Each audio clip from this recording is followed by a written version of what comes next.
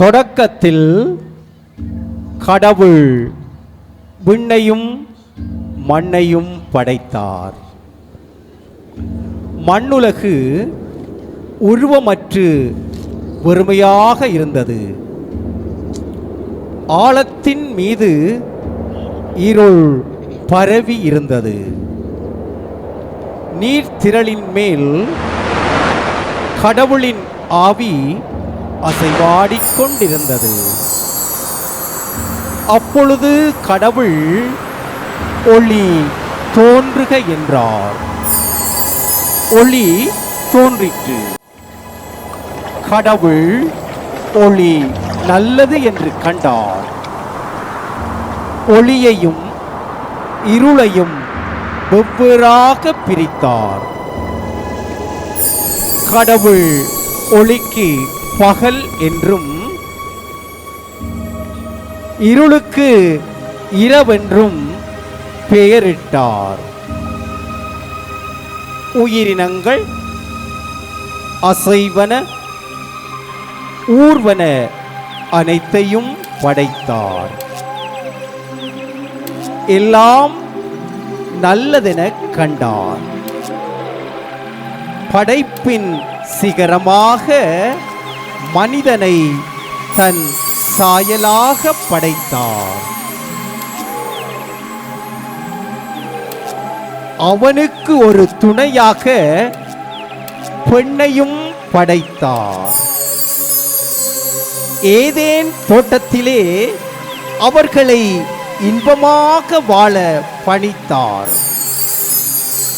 குறையின்றி வாழ நிறைவாக அனைத்தையும் அவர்களுக்கு அளித்தார்.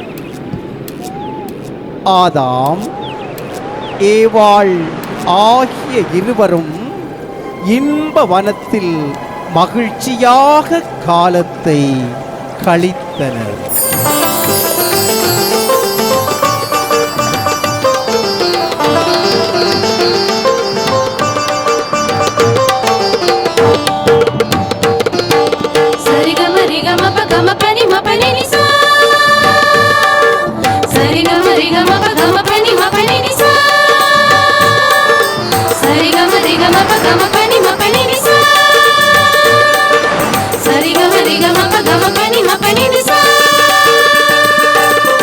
படைப்பின் பரம்பொருளே உமை துதித்தோம் இந்த பல்வளம் பொழியும் பூங்காவினிலே.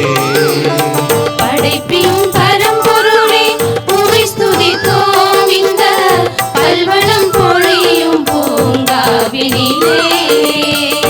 இன்பமாய் நாங்கள் என்றும் மகிழ்ந்திடவே உங்கள் அன்பினால் அனைத்தையும் படைத்து வைத்தேன்.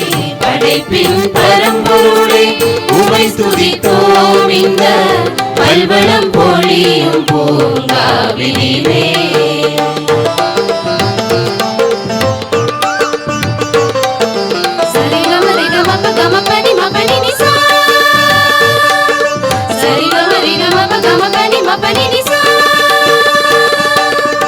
பூவினில் நாம் இருவர் களிப்புறவே இந்த மாபெரும் இன்பவனம் எமக்களித்தார். பூவினில் நாம் இருவர் களிப்புறவே இந்த மாபெரும் இன்பவனம் எமக்களித்தார். நேயமாய் இறைவனில் அன்பு செய்ய நாமும் நித்தியாய் கீர்த்தியாய் வாழ்ந்திடுவோம். படைப்பின் பரம்பொருளே உமை துதித்தோம் இந்த பல்வளம் பொழியும் பூங்காவினிலே.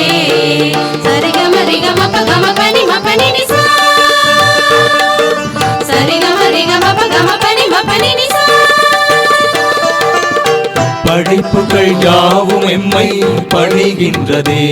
அவர் கருணையால் அனைத்துமே மகிழ்கின்றதே. படைப்புகள் யாவும் எம்மை பணிகின்றதே. அவர் கருணையால் அனைத்துமே மகிழ்கின்றதே. வானமும் பூமியும் மகிழ்ந்திருக்க எமது அன்பினால் பரமனை ஸ்துதித்திடுவோம். படைப்பின் பரம்பொருளே உமை ஸ்துதித்தோம் இந்த பல்வளம் பொழியும் பூங்காவினிலே. படைப்பின் பரம்பொருளே உமை ஸ்துதித்தோம் இந்த பல்வளம் பொழியும் பூங்காவினிலே. இன்பமாய் நாங்கள் என்றும் மகிழ்ந்திடவே உந்தன் அன்பினால் அனைத்தையும் படைத்து வைத்தீர். படைப்பின் பரம்பொருளே உமை ஸ்துதித்தோம் இந்த பல்வளம் பொழியும் பூங்காவினிலே. படைப்பின் பரம்பொருளே உமை ஸ்துதித்தோம் இந்த பல்வளம் பொழியும் பூங்காவினிலே. சரிகமரிகம பகம பனி மபனி நிசா.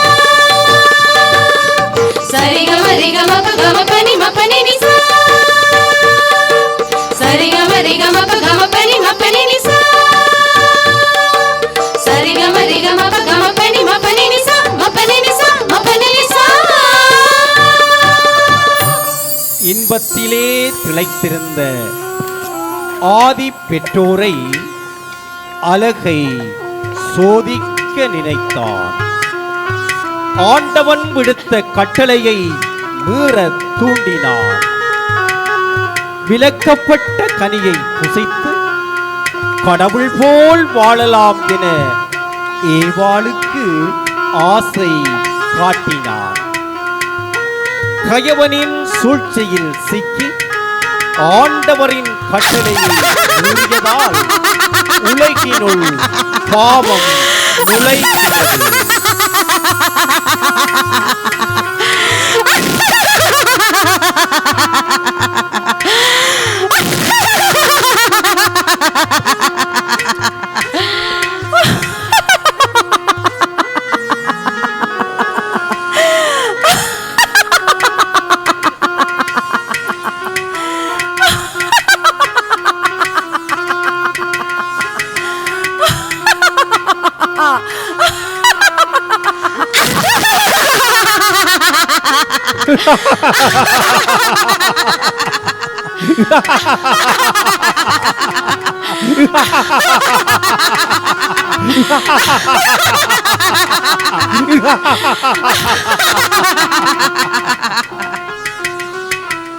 அந்தோ பரிதாபம்! அலகையின் சூழ்ச்சியில் வீழ்ந்த முதற் பெற்றோர் அருள் வாழ்வை இழந்தனர். ஏதேன் தோட்டத்திலிருந்து துரத்தப்பட்டனர்.